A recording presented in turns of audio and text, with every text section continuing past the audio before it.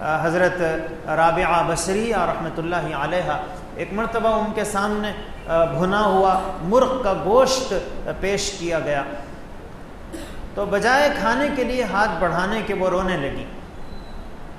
تو لوگوں نے کہا کہ رونے کی کیا بات ہے؟